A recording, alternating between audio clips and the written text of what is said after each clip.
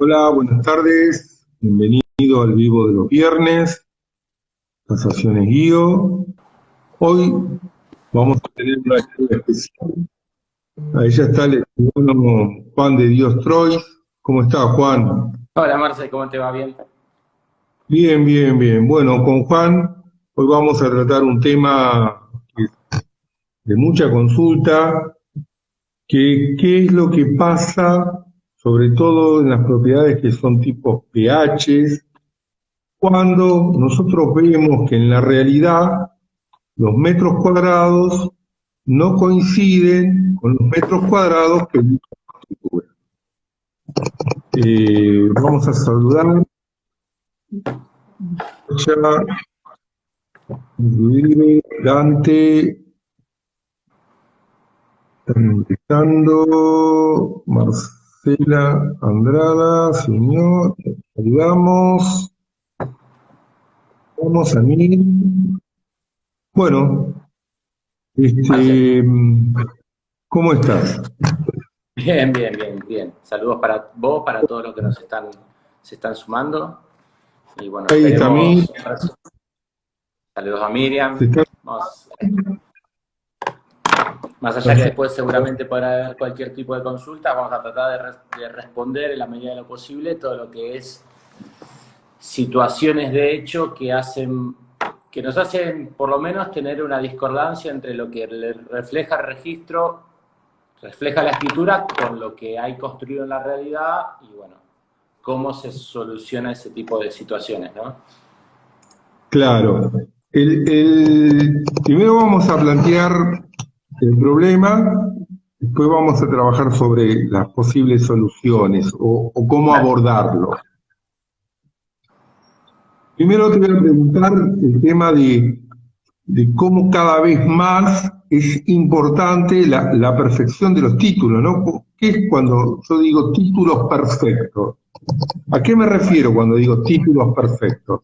Bueno, eso la verdad que es algo fundamental, en que en un boleto de compraventa, que es el primer, ¿no?, instrumento por el cual las partes ya se ponen de acuerdo, el sujeto, objeto, causa del futuro, del negocio, ya que es la compraventa, es fundamental que diga que la base se hace en base a títulos perfectos. Y títulos perfectos no es otra cosa que el haber pasado el estudio de títulos, que es el análisis crítico de los últimos 20, como mínimo de los últimos 20 años de las escrituras, y que el escribano o el referencista, porque el estudio de títulos lo hace o un escribano o un abogado, al cual el escribano le delega el estudio de títulos, en ese análisis de los últimos 20 años no haya detectado ninguna observación al mismo. Una observación sería una falta de asentimiento, una observación sería en una sucesión la falta de publicación de dictos o de publicación con un nombre erróneo al del causante, que es la persona que falleció. Bueno, lo peor que nos podría pasar prácticamente, lo que los escribanos más miedo nos da, sería ir al archivo y que no exista la escritura matriz. Gracias a Dios nunca me pasó, pero bueno, podría llegar a darse el caso, o se ha dado. Una subasta en la que vas a hacer el estudio de título y te das cuenta que la subastada fue la unidad funcional 18 y resulta que por lo que sea se inscribió la 17. Bueno, un montón de situaciones que pueden pasar que uno lo detecta haciendo el estudio de títulos. Además, el estudio de títulos, hoy ya el Código Civil y Comercial te establece que el tercer adquirente de buena fe a título oneroso, algo que ya decía el 1051 del Código Civil de Vélez, reformado en el año 68 en realidad, el tercer adquirente a título oneroso de un inmueble estaba protegido de un montón de acciones. Y el código de ahora lo repite en el 391, pero además te dice, para que tengas buena fe, se tuvo que haber hecho el estudio de títulos. Si no, no podés tener buena fe. Y el estudio de títulos es eso, es el análisis crítico de como mínimo los últimos 20 años de las escrituras. Cortamos en 20 años o a veces nos tenemos que pasar un poco porque el peor caso de observabilidad te va a purgar a los 20 años, que es el plazo de usucapión máximo, ¿sí? O sea, cuando vos llevas 20 años poseyendo un inmueble, tenés la usucapión larga a tu favor, que la podés oponer como acción yendo para que te declare dueño o como excepción. Imagínate que vos compras algo que el antecedente fue del año 77 y faltó un asentimiento conyugal. Hoy la cónyuge te reclama a vos, vos le opones como excepción procesal la usucapión. Por lo tanto, los 20 años nos purgan prácticamente todo. No quiero ser muy técnico porque en doctrina hay cosas que se discuten, pero bueno, el grueso de los casos es ese. Por eso es fundamental que te diga ya en el primer instrumento, reserva, boleto, que la base se hace en base a títulos perfectos. Entonces, si el escribano hace el estudio de títulos y el título es observable porque no es perfecto, o el más típico, más caso que conocemos es la donación. O sea, hay una donación a terceros que nos hace el título observable por 10 años porque un heredero forzoso, que ahora se llama elegir 10 años para reclamar, le vamos a poner un freno, ¿no? Entonces, si se frena porque hay un título observable, la operación ya se va a caer y no va a ser por culpa de la parte compradora porque el título le corresponde, la bondad del título le corresponde garantizarlo a la parte vendedora, ¿sí? Y un tema también te quiero mencionar importante, Marce, hasta el año 2015, con el código original de Vélez, interpretaciones de casi 100 años con un plenario que se llamaba Scari, la donación a herederos forzosos no era un título observable, era un título perfecto. Un padre le donaba al hijo, el hijo al otro día si quería vendía o hipotecaba. Eso hasta 31 de julio del 2015. 1 de agosto de 2015, el Código Civil y Comercial nos dijo todas las donaciones son observables. A los terceros, como lo era antes, pero también a los herederos forzosos. Eso fue 5 años así y en diciembre de 2020 se modificó el Código Civil y Comercial y volvimos a la postura original o a la interpretación original de Vélez y las donaciones a herederos forzosos vuelven a ser títulos perfectos. Entonces hoy un padre le dona a su hijo y el hijo al otro día viene a vender con vos, vamos a hacer el estudio de título y va a ser un título perfecto. Está bien. Ahora, más allá del título perfecto, yendo al caso de este práctico, la hipótesis, en la escritura, suponiendo que fuera un PH, ¿no? O sea, una unidad funcional. Que dice que fulano le compra a Mengano la unidad funcional número 2, que consta de 80 metros totales. Sí. 70 cubiertos, 5 semicubiertos, 5 descubiertos. Ahora yo llego y no veo que hay 80 metros, hay 120 metros. Claro. ¿Qué pasa? ¿Eso Bueno, afecta al título? No, al título en sí no lo afecta, porque el título original de la unidad funcional 5 por 80 metros, sí, ese título era perfecto. Lo que hubo una realidad fuera del ámbito escriturario, por la cual se construyeron métodos, y eso hay que incorporarlo. Siempre Claro. esto estamos hablando del ámbito de todo inmueble afectado a propiedad horizontal, ¿sí? Sí, no finca. Nunca en las fincas, porque en la finca vos sos dueño desde los cielos hasta los infiernos de absolutamente todo. Salvo Claro. ahora que se incorporó el derecho real de superficie, que vos podrías ser dueño del suelo y otro dueño de lo construido, que jamás se ha aplicado, no ha tenido recepción en nuestro derecho. Yendo a esa excepción, vos sos dueño de todo en una finca, entonces en un lote. Entonces, a la casa la dejamos de lado. Vamos a los edificios, a los inmuebles sometidos a propiedad horizontal, ¿sí? Esos edificios distingamos. El edificio tradicional, en el que horizontalmente hay muchos pisos, es muy raro que alguien construya porque el único lugar que le queda es la terraza, es muy difícil que alguien construya ahí, o en el patio de planta baja, ¿no? Si no, es muy difícil. Suele pasar que en los PH, donde son 2 o 3 o 4 unidades funcionales, todo en un nivel, en un mismo nivel, con lo cual da la apariencia de que tenés una finca, una casa, y la gente construye, ¿sí? Pero se olvida, como no tenés un administrador, nadie se acuerda que hay un reglamento, pero jurídicamente estás en el ámbito de la propiedad horizontal, con unidades funcionales, parte de un mismo conjunto, con superficies comunes de uso propio y comunes de uso exclusivo, ¿sí? O sea, el pasillo, la escalera es una unidad, es un espacio común de uso de todos, ¿no? Entonces, en ese caso, cuando la gente construye, lo que hay que hacer es una modificación de reglamento, por lo cual se incorporan, hay un nuevo plano, estaba el plano original con la unidad funcional 1 con 80 metros. Ahora tendremos un nuevo plano, irá un nuevo agrimensor, verá las medidas que tiene y lo va a incorporar. Y obviamente esa suma de metros va a repercutir en modificar los porcentuales de dominio, en modificar el porcentual fiscal para el pago de ABL, de impuesto inmobiliario, y una vez aprobado ese plano, hay que hacer una escritura de modificación de reglamento, incorporando los metros que declaró el nuevo plano. Importante, para esa escritura se necesita unanimidad. El 100% de los condóminos, de los propietarios de la propiedad horizontal, tienen que firmar esa escritura y sus cónyuges tienen que dar asentimiento si fuesen personas casadas. Con lo cual es importante saber que necesitamos la conformidad de todos para hacer eso. Te hago una pregunta sobre ese tema. ¿Y si uno de los condóminos está inhibido? No se puede hacer la modificación hasta tanto no se levante la inhibición, ¿sí? Si una unidad estuviese hipotecada, ¿alguna unidad embargada? Sí, con un embargo, dentro de todo lo podrías continuar con la nueva unidad, pero la inhibición no hay manera, y algo que está en el decreto reglamentario de la Ley Nacional Registral es que el acreedor hipotecario, o sea, si una de las unidades estuviese hipotecada, el acreedor te tiene que prestar conformidad con esta modificación también, porque le podría ser perjudicial, ¿sí? Claro. Así que ahí necesitas eso.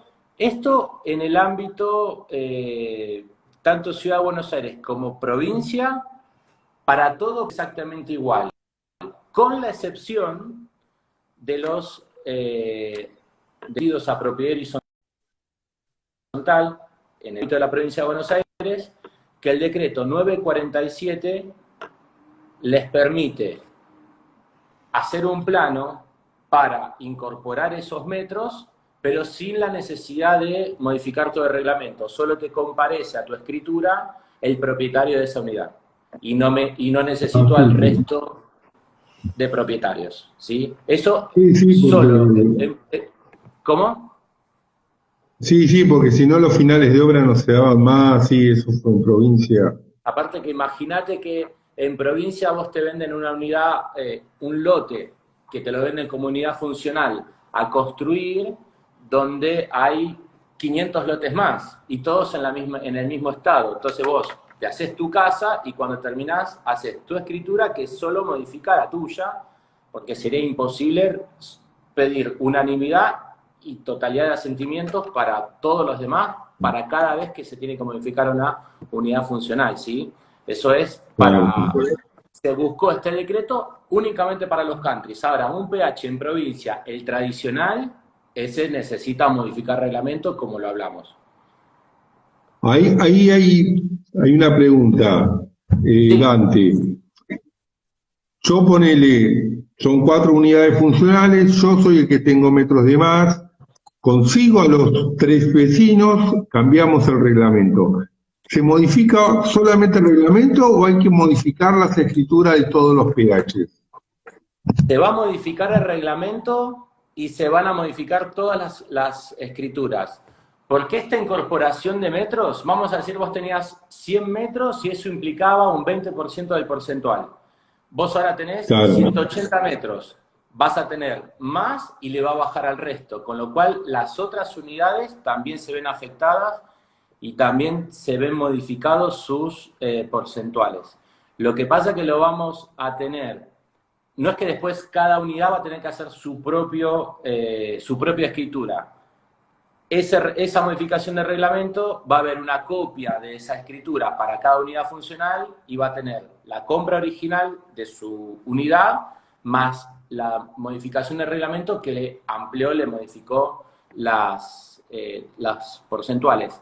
También puede pasar que imagínate, un pH de 2 unidades, el del fondo, el de la 2, está bien, la 2 no la tocó, pero sobre el techo construyó 2 más, la 3 y la 4.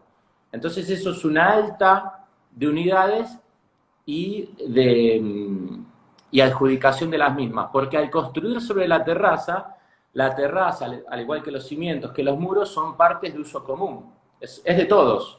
Entonces, como vos construiste Claro. sobre algo de todos, en teoría le pertenece a todos. Bueno, comparecen todos los dueños, se adjudica en definitiva el titular de la 2, esas 2 nuevas unidades, y después hace lo que quiere.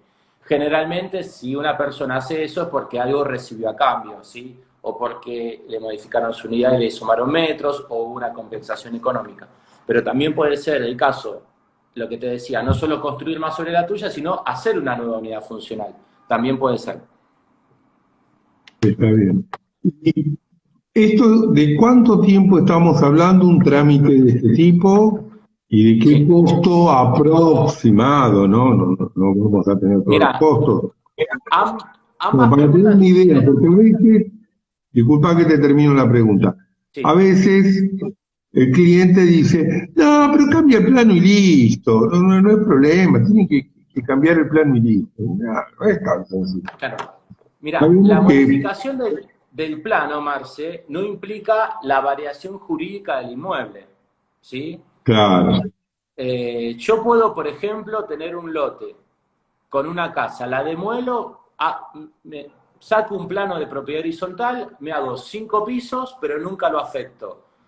Va a seguir siendo una finca y no va a haber una escritura de unidades funcionales independientes hasta que no se haga reglamento, por más que tengas plano aprobado. De hecho, te comento, son cosas que a la gente los deja para el día de mañana y después vienen los problemas. Yo tengo un caso ahora mismo de 2 personas que hicieron esto. Eran la unidad 1 y 2, provincia de Buenos Aires. Compraron el lote lindero, con lo cual ampliaron los fondos de los 2 PHs. Hicieron el plano, ¿sí? En el año 93, pero nunca hicieron la modificación de reglamento.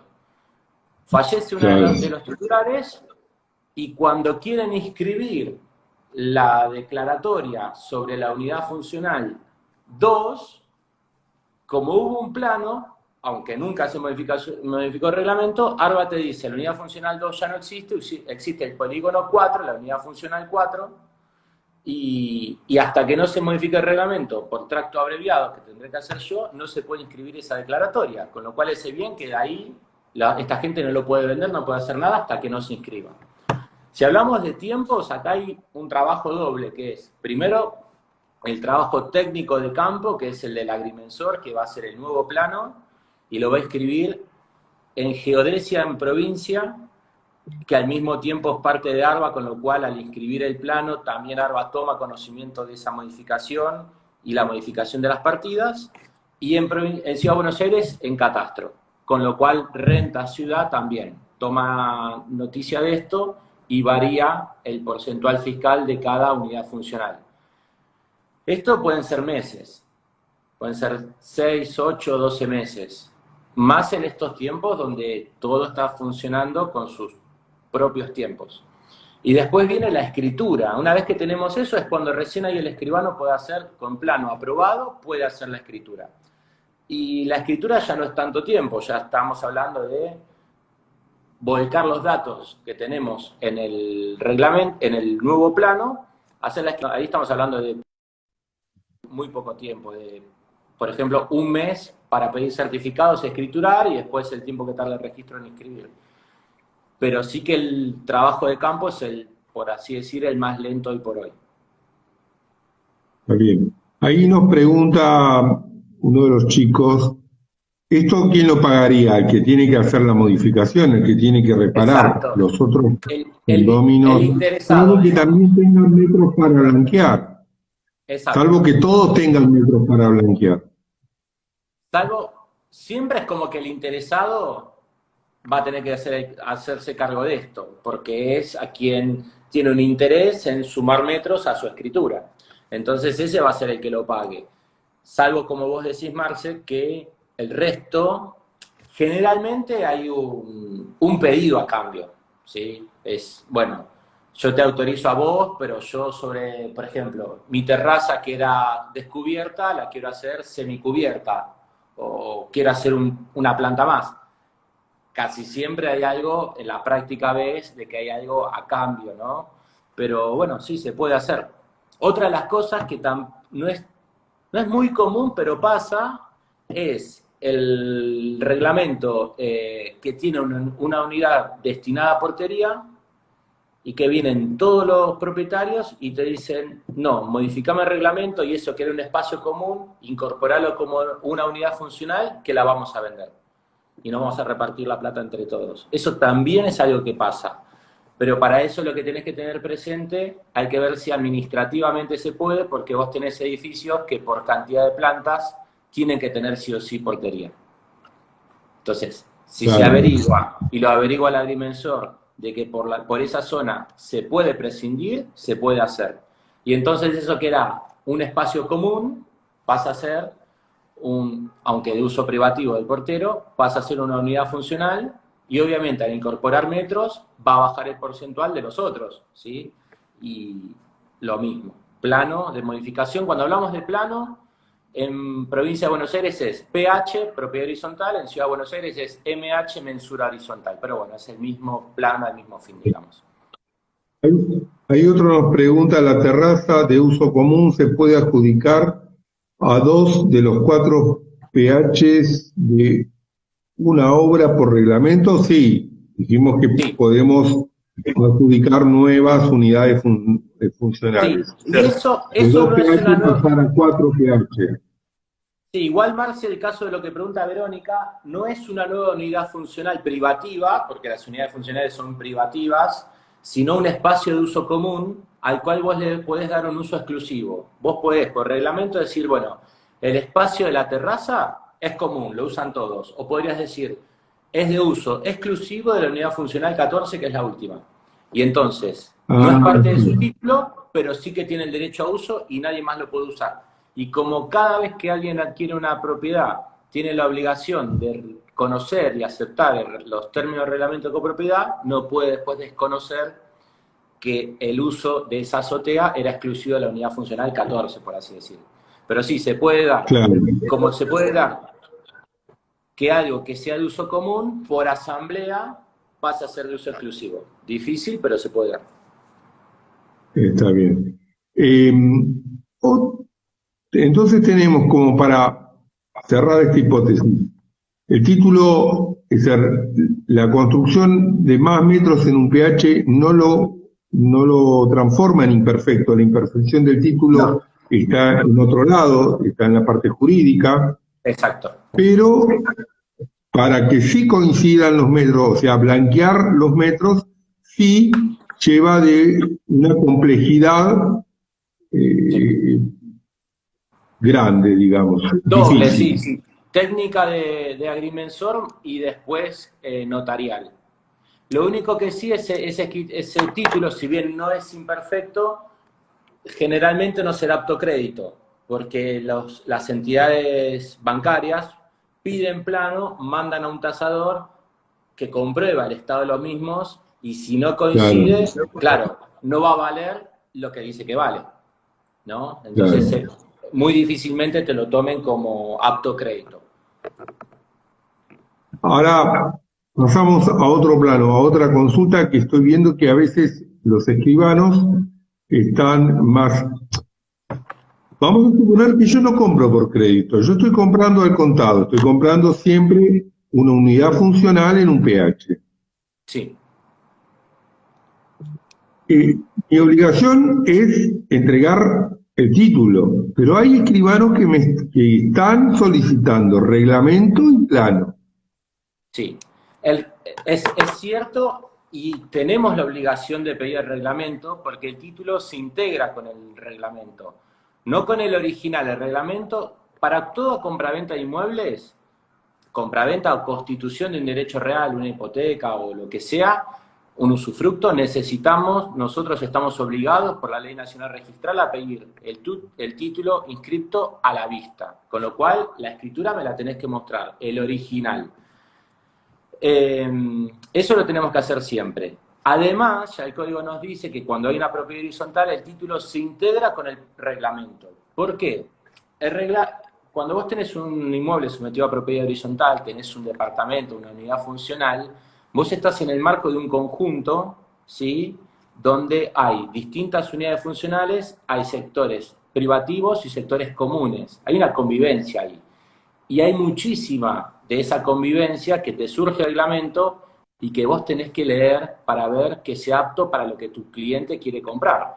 El destino de la unidad funcional me lo va a decir el reglamento. Entonces, si yo tengo un cliente que quiere comprar para ponerse un local y yo tengo que sí o sí ir al reglamento y ver qué destino es, y si el destino es únicamente vivienda, no le va a servir para lo que quiere. Tengo que ver si es vivienda, apto profesional.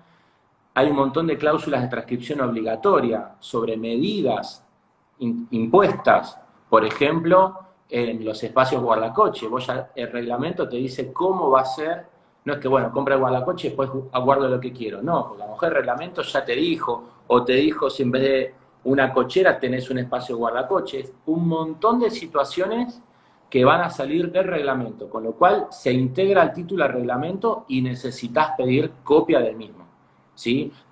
La verdad que copia de planos no solemos pedir, o no pedimos los escribanos. Nosotros nos basamos en el título de propiedad. Lo piden más que nada las entidades bancarias cuando quieren otorgar un crédito, pero el reglamento sí lo tenemos que pedir. Bueno, ahí hacen una pregunta que bueno, sale mucho. Supongamos que estamos hablando en un PH, dos vecinos, una casa abajo y la otra con entrada independiente, un PH arriba, unidad funcional 1, unidad funcional 2. Una funcional 2. Ponemos a vender la unidad funcional 2 y dice, no, reglamento yo no tengo reglamento. Le preguntamos al vecino de abajo, no, yo nunca Pasa tuve siempre. reglamento, acá no hay reglamento. Claro, es que ¿Qué creen que pasa? ni existe. Claro, creen que no existe. A ver, dame un segundito, Matías. Creen que no existe, pero contanos, si dice unidad funcional 1 y unidad funcional 2, reglamento hay. Sí o sí, es imposible que no haya. No puede haber un inmueble que diga unidad funcional 1 sin que haya reglamento. Sí o sí lo hay. Lo que pasa es que, como no hay un administrador, como no hay expensas, da la impresión de que es una finca, que es una casa, pero en realidad está sometido al régimen de propiedad horizontal, ¿sí? Entonces, en estos casos, es lo típico que pasa. Cuando tengo una venta de un PH, le digo a la gente, me dice, no existe, bueno, hay que pedir. Primero siempre apelamos al vecino de toda la vida que tiene los papeles y que a lo mejor una fotocopia tiene. Pero si no lo hubiese, tenemos ya el camino un poquito más largo, pero siempre tenemos posibilidad de encontrar esa escritura. Pedimos en el peor de los casos, pedimos un informe al registro. Viste que cuando vos tenés una matrícula de un inmueble, la matrícula es 15, porque es la circunscripción 15, y un guión. No sé, 1872 barra, y si tu unidad funcional es la 3, barra 3, barra 4, barra 5, la que sea. Bueno, pedís uno por el barra 0, que es la submatrícula, y ahí ves cuándo se inscribió el reglamento de copropiedad y Claro, tenés qué los datos. escribano. Ves qué escribano, en qué registro, por qué escritura, de qué fecha. Entonces, a veces tenés la suerte de que si bien está perdido, por lo menos en la escritura lo mencionan y también tenés estos datos. Ahí te evitás el informe. Pero si no tenés absolutamente nada, pedís el informe y en base a eso vas al archivo de protocolos notariales, que es donde el Colegio de Escribanos guarda todas las escrituras del año 1901 en adelante y se pide una copia. En general, cuando se pide una escritura pedimos un segundo testimonio. Para una escritura, lo que es reglamento de copropiedad, no hace falta que sea un segundo testimonio, con una copia simple nos basta. Y ahí les recuerdo que los protocolos notariales le pertenecen a las provincias, ¿sí? Fue algo que las provincias no le delegaron a la nación cuando se creó la Argentina, se lo reservaron a las provincias los protocolos, con lo cual cada provincia regula la actividad notarial. Y los protocolos les pertenecen a las provincias. En nuestro caso, le pertenecen a la Ciudad de Buenos Aires, y los escribanos de Cava tenemos la obligación de tener el protocolo 5 años. Yo, año 2021, ahora 2016, tendré que este año tendré que entregar mi protocolo 2016. Hay una fecha en la que yo la entrego y el año que viene entregaré 2017 y así. Entonces, si se pierde una escritura, en general estamos hablando, y todavía yo lo tengo porque no pasaron 5 años, yo expido el segundo testimonio y lo mando a inscribir o se lo doy al cliente si es un poder que no necesita inscripción. Y si es una escritura que tiene más tiempo, el escribano pide, a solicitud de la persona, un segundo testimonio al archivo. Reitero, de 1901 en adelante están todas las escrituras en 2 archivos que tenemos. Perfecto. Hay algunos casos, me tocó una vez, hay uno en la calle Perón, creo que entre Ecuador y Boulogne-sur-Mer, hay un edificio que no está constituido en PH, son partes indivisas, creo que es anterior al 1900. Sí. Un edificio viejo que todo el edificio da a un patio interno, planta baja y primer piso por escalera, uno muy viejo. Sé que en la ciudad hay 3 o 4 así, ¿no? Que pre-ley de propiedad horizontal. Hay unos cuantos, sí, sí, sí, sí. Mira, Ahí es parte indivisa. Sobre la 9 de julio conozco 2 casos. O sea, 9 de julio, esquina Lavalle, hay un edificio entero que no está sometido a propiedad horizontal. Es todo de un dueño que tiene todo y alquila. Pero sí, sí, lo hay de esos. Sí. Bueno, y yendo a otra pregunta, entonces nosotros conseguimos esta copia que da el registro y si es una unidad funcional, reglamento hay. O sea, lo podemos solucionar fácil si sale de la escritura o si no pidiendo el informe el Si barra sale de la 00. escritura, mira, si sale de la escritura y tengo los datos, yo pido la copia, la pido yo como escribano de Ciudad de Buenos Aires, y pre-pandemia la tenían 24 horas. Ahora que hay un poco, bueno, demoras, como todos sabemos, por gente de riesgo y las burbujas estas que se crean, más o menos tarda 7 días, pero relativamente en poco tiempo lo tenemos. Y si vamos al peor de los casos, que es que hay que pedir un informe urgente sale en 48 horas. Así que en menos de 2 semanas, en el peor de los casos, lo tenemos. Después te hago otra pregunta. El tema de la compra de partes indivisas. Sí. Se da, me dio el otro día, con una cochera. O sea, generalmente llaman unidad funcional a toda la cochera, Sí. 50 metros cuadrados, y uno compra una 15ª parte, suponele, de esa cochera. Cuando vende la cochera, vende una 15ª parte, o sea, vende Exacto. una parte indivisa. Sí. Eso está bien, está mal. ¿Qué pasa ahí si yo tengo algún condomino inhibido? ¿Cómo funciona el tema venta de parte indivisa? Sí. Mira, la venta de parte indivisa en el aspecto en cuanto a la disponibilidad de tu parte, la tenés totalmente. O sea, vos vas a disponer de tu parte, no necesitas de ningún asentimiento de otro, para nada, ni te importa si el otro condomino está inhibido.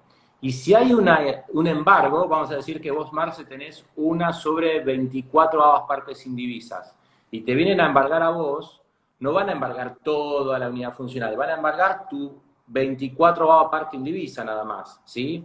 Lo único que, el gran problema que tenemos con eso, los escribanos y sobre todo lo típico de lo que vos decís, las cocheras, unidad funcional o complementaria única con un montón de partes indivisas, el gran problema de ese son las deudas. Porque si esa unidad funcional debiese a BL, por ejemplo, yo tendría la obligación de retener la totalidad de la deuda, porque estoy obligado, y después el que está, se la cobraré todo al que vende, y después ese tendrá que repetir, que pedirle su parte a los otros. Generalmente, cuando es así, la boleta viene a nombre del consorcio y el administrador la paga y después cobra por expensas la parte proporcional a cada dueño. Pero mira, justo esta semana pasé una operación, un escribano de provincia de Córdoba que me pidió que le pida los certificados, y departamento con cochera. La cochera, la 4ª parte indivisa, le digo, mira, necesito una boleta. Me dice, no, boleta no viene más, hace años que nadie la paga. ya me sonó mal, y cuando lo pido, está con deuda con mandatario judicial desde el año 2014, 200.000 pesos de deuda. Que eso es la deuda actualizada y hay que sumarle los honorarios del mandatario más la tasa de justicia. Y este señor no le va a quedar otra que para vender, pagar todo eso y después cobrarle a sus ex vecinos. Ese es el gran problema de tener partes sin divisas. Ahora, cada uno dispone de su parte, con eso no hay problema, y no requiere ninguna conformidad del otro, ¿sí? Y no, en este caso es una persona que primero hace un mes o un par de meses vendió una y al comprador de esa cochera después el ABL se paga por expensas, pero llega el nombre del último comprador, o sea que el escribano Bueno, cuando el último denuncia en el ABL el la referencia a escribano, la parte. te cuento, ahí el escribano lamentablemente no leyó un instructivo que nos dio Rentas en su momento, que nos dijo, siempre que hacemos una venta tenemos 45 días para denunciar al comprador, siempre, ¿no? De hecho, si no, nos mandan un mail como recordándonos, ¿no? Pero cuando tenemos una boleta que viene por consorcio, que el consorcio tiene su quit, Rentas nos dijo, usted cuando hace el cambio de titularidad, vuelva a poner el quit del consorcio, siempre que venga a nombre del consorcio, pero en observaciones nos diga, una octava parte le pertenece a José Pérez, con tal DNI y tal quit, pero siempre la boleta a nombre del consorcio. Este escribano no lo leyó, lo puso a nombre de José Pérez y ahora la totalidad de la boleta viene a nombre de José Pérez. Bueno, también tengo que en provincia, sobre todo es una moda que se está dando en el Gran La Plata, o por lo menos me llegó la noticia de ahí, que como están tan caros los terrenos, y son terrenos grandes, semirurales, grandes, hablamos de lotes de 1000 metros, 1500 metros, y el tema de subdivisión en provincia es muy denso, lleva mucho tiempo, y la gente está comprando a partes. Se subdivide de hecho el lote y vende. Y son 4 dueños, 25%.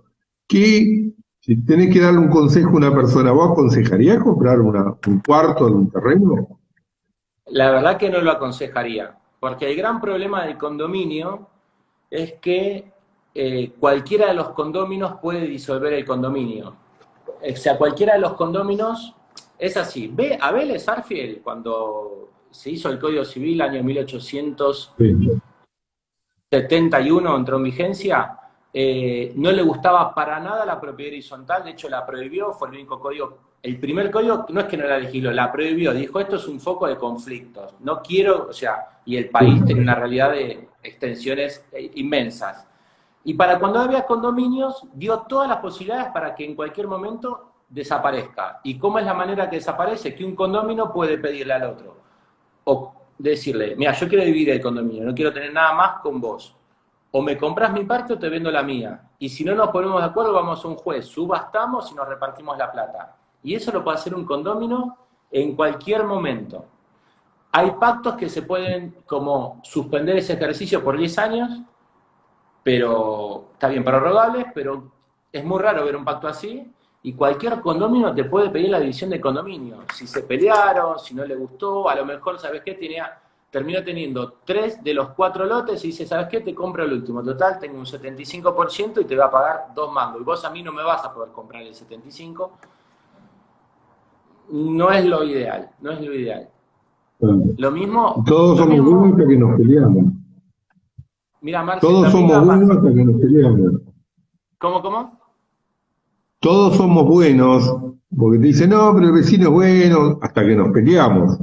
Sí, en la práctica se ven cosas terribles. Yo hice una división de un lote, o sea que los lotes en provincia, en capital es muy difícil, pues ya no quedan casi lotes, pero un lote se podría dividir por propiedad horizontal, quedar la unidad funcional 1 o la 2, pero si tiene los metros suficientes, sobre todo para el ancho del lote y distintos, eso va por municipios, se puede llegar a dividir. Entonces tenés un lote de, vamos a decir, te exagero, 40 metros de frente, podrías hacer uno de 10 y uno de 30 por 50 en ambos casos. Y tuve un caso así en Exaltación de la Cruz, que se podía, la dueña original de un lote muy grande, por plano lo divide y era la parcela 14, pasa a formarse la 14A y la 14B. Y vende la claro, chiquitita. Estaban todos contentos, todo divino, vamos a ser vecinos porque le estaba vendiendo su parte. A los 3 meses me llama el cliente que quería vender porque era un infierno esa convivencia, como decís vos, hasta que vienen los problemas, ¿viste? Eh, claro.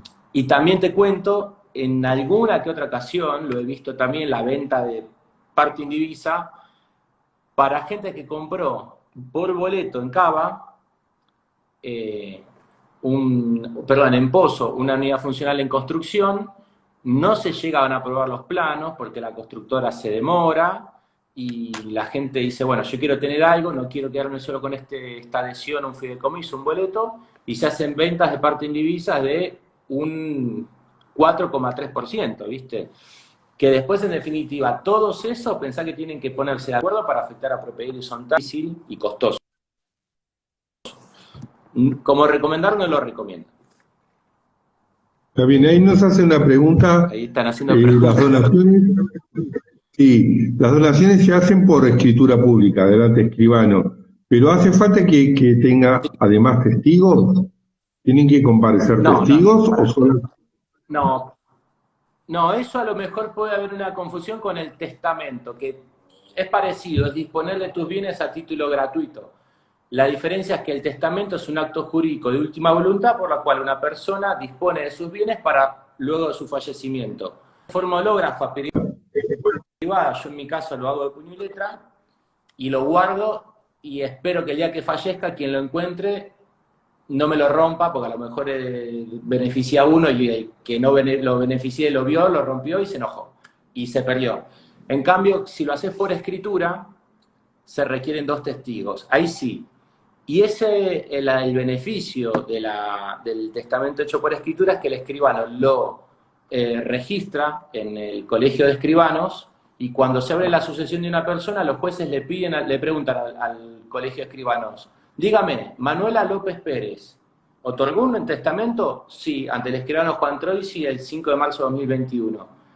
Y aunque esté perdida la copia, acordate que nosotros guardamos todos los originales, Sí, nosotros y luego en el archivo. Entonces, en definitiva, si está extraviada la copia, se le pide al archivo una segunda copia y tenés la voluntad de la parte. En cambio, por acto entre vivos es la donación, ¿sí? Como vos decís, cuando involucra bienes registrables, porque son los inmuebles y también, por ejemplo, automotores, según que todo bien que se registre, que tenga algún registro, tiene que ser por escritura pública, ahí es bajo pena de nulidad. Ahí si no es por escritura, viste que el boleto de compraventa es por privado y si no se cumple, puedes hacer un juicio de escrituración para que un juez obligue a escriturar al vendedor, viste que te vendió por boleto y está escritura.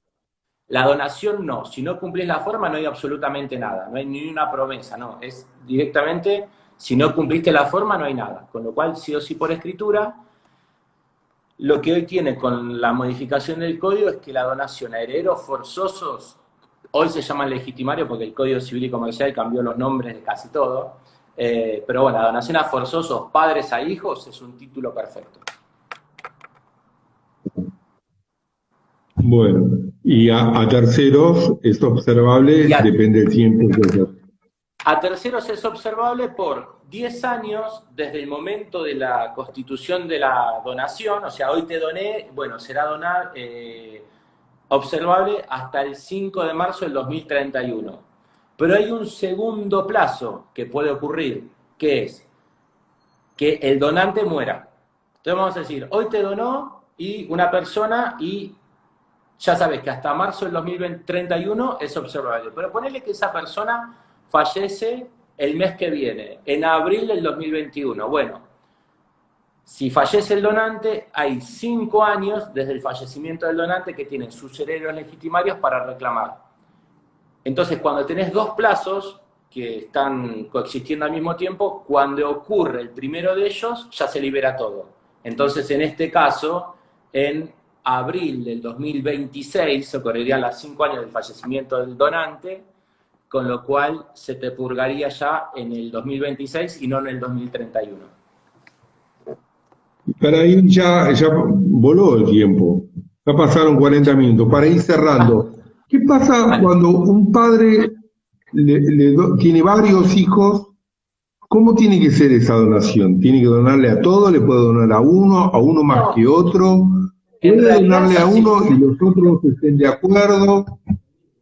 Sí, en realidad todo heredero forzoso tiene un derecho que nadie se lo puede privar que se llama la legítima. Tradicionalmente, desde Vélez hasta el año 2015 era el 80% del patrimonio de la persona. O sea, si yo tenía hijos, a ellos no los podía privar del 80% de mis bienes.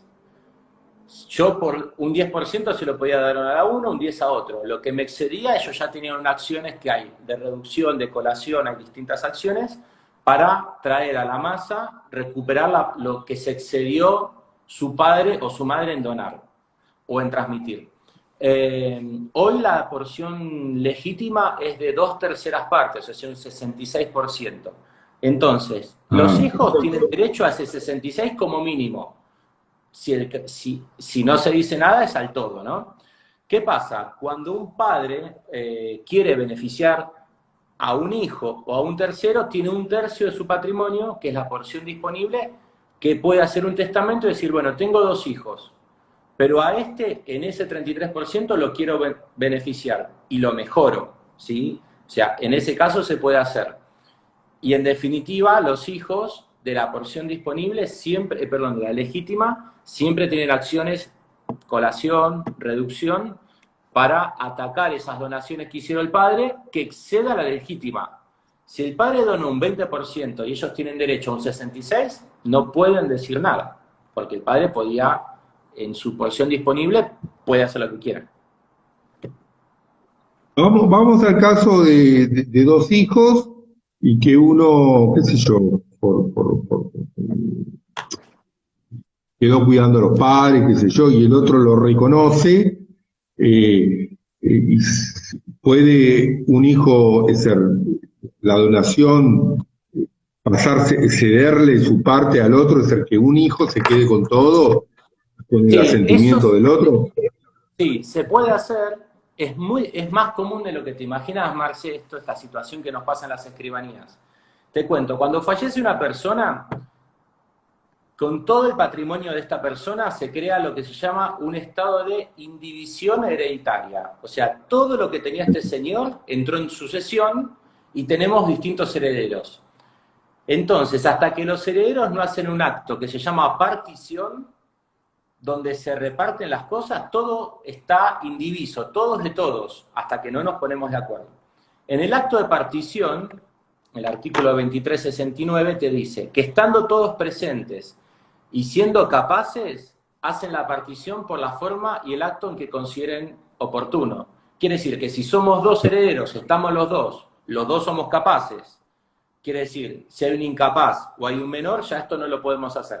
Pero si estamos presentes, somos capaces y nos ponemos de acuerdo, todo para vos, perfecto, porque vos cuidaste a mamá y papá y yo, en realidad, mientras vos hacías eso, tuve una carrera universitaria, me fue mejor y no lo necesito esta casa, lo podés hacer.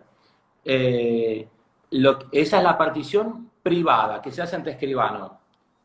Lo único que necesitas es sucesión, orden de inscripción y el escribano ya hace la partición. En cambio, En la donación, si tuvieses un en la incapaz, donación, ¿cómo, Marce? en la donación, no en la sucesión, en la donación. Claro, pero vos No puede comparecer el otro y decir, estoy de acuerdo que le done todo a mi hermano. mira, hay un artículo que le permite prestar su consentimiento y renunciar, por lo tanto, a la acción de colación o a un heredero. Cuando el padre dona, uno puede venir y decir, yo consiento la presente y renuncio a colacionar. Lo dice el 2461, es como que vos podés prestar ese consentimiento. Lo que no pueden hacer las partes es hacer un pacto de herencia futura. No podemos venir, nosotros Claro, dos somos hermanos, y decir, no vamos a vivir de esta manera. Eso está prohibido hasta que el día que fallece el padre, la madre, sí que lo pueden hacer. Mientras estén vivos, no. Pero sí que pueden consentir y renunciar a la acción de colación. está bien. ahí nos hace una pregunta Nilce. Yo soy padre, le dono a mis hijos. ¿Después me puedo arrepentir? ¿Puedo deshacer la donación? Sí, hay un mecanismo que se llama distracto de donación, por la cual el donante, o sea, el padre le donó al hijo, y vamos a decir que después, por lo que sea, ambos se ponen de acuerdo en dejar sin efecto ese negocio jurídico y se hace un distracto, con lo cual vuelve el inmueble en cabeza del donante, del padre, y ya va a entrar nuevamente en su patrimonio. Necesita la voluntad del que recibió la donación. Exactamente, sí. O sea que el padre, ¿cuál sería la única, cuál sería la única causa para deshacer una donación? Mirá, lo típico era hasta la sanción bueno, hoy también te podría corregir, pero hasta la modificación del código era que un padre le dona al hijo y el hijo resulta que durante 10 años no puede hacer nada con ese inmueble. Y entonces, como Claro. ya no, el fin original, que era beneficiar al hijo para que lo pueda vender o hipotecar, ya no se puede cumplir, las partes distractaban, por así decir, le volvía al padre. Ahora te podría pasar con una donación a terceros. O sea, una señora le dona a su sobrino y el sobrino dice, bueno, sí, no me importa, vamos a decir que durante 10 años yo no lo pueda vender. Después le aparece una oportunidad donde dice, bueno, sí, lo quiero vender, pero no puede, entonces se distracta, vuelve el inmueble a cabeza de la tía, y entonces la tía sí que lo vende porque ya no es un título observable, porque le volvió a su patrimonio original.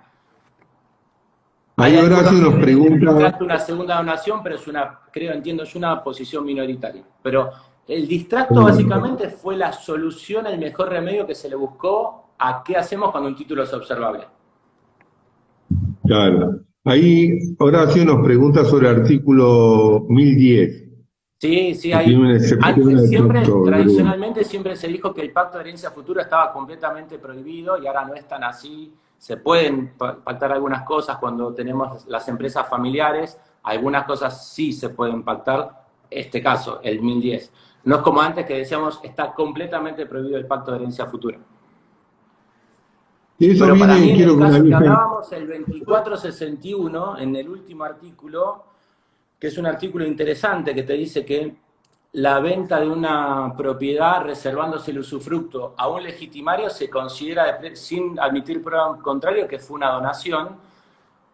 Puede haber, por lo tanto, una colación, pero la última parte te dice que el forzoso, el legitimario que consintió, no va a poder reclamar la colación. Con lo cual creo que por ese último artículo es bueno citarlo, más allá que no va a poder pedir una reducción porque hoy ya no lo puede pedir, una colación. Con claro, lo cual creo no que solo puede pedir el inmueble, sino tampoco el dinero.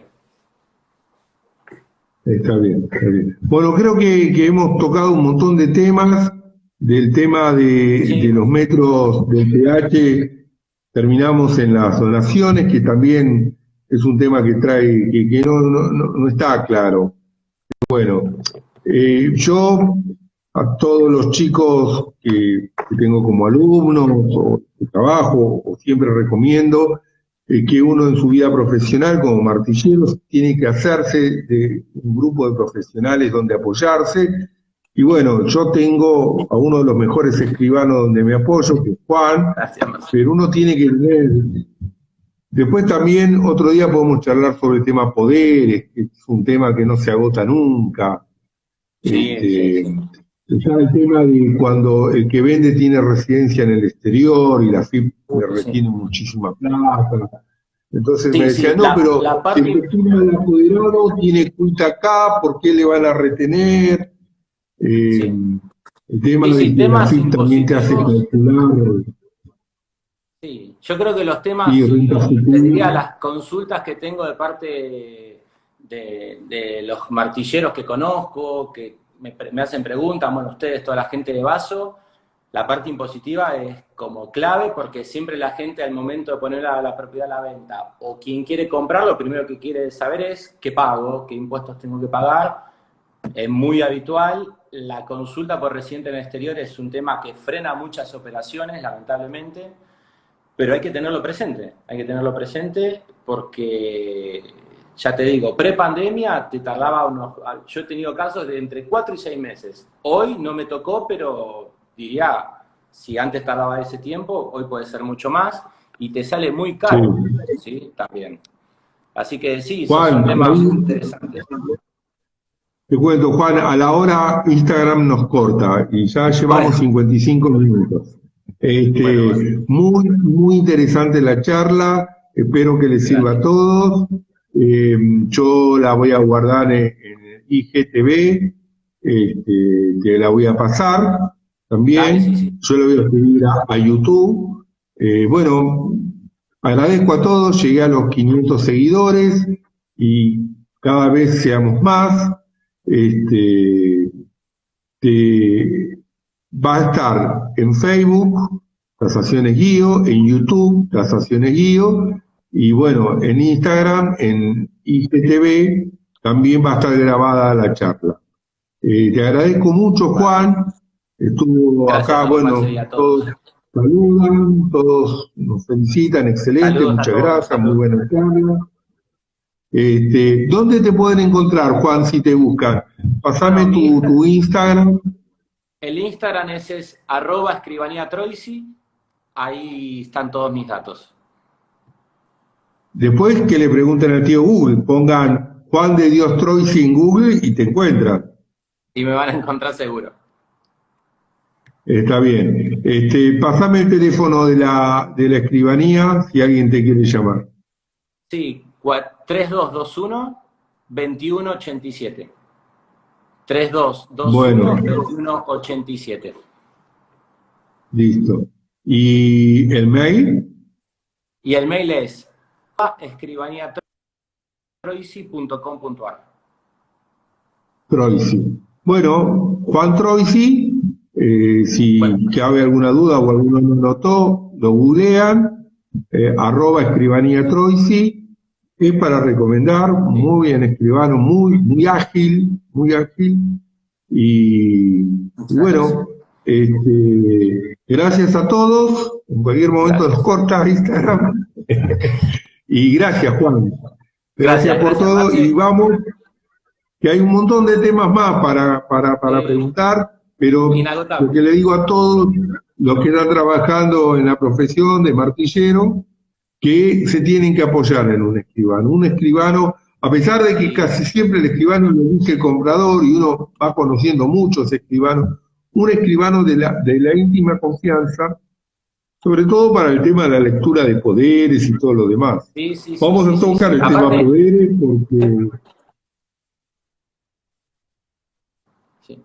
Y hay que trabajar en conjunto, Marce, no hay que tener rivalidades, no, cada uno se ocupa de lo suyo, pero si trabajamos en todo mucho más rápido y sobre todo tenemos a los clientes contentos, y un cliente contento te va a recomendar a vos, me va a recomendar a mí, vamos a tener más trabajo y beneficia a todos. Si nos peleamos, perdemos todos, no tiene sentido. ahí nos preguntan el blanqueo en obras nuevas. Debe ser la nueva ley de blanqueo, eso yo todavía no vi nada. Todavía no vi No, nada. sí. Vi Bueno, que era muchas gracias. Acá aplauden todos. Bueno, Gracias, gracias. Juan. Gracias, Marce, y Bueno, gracias para todos chicos, los que nos escucharon. listo.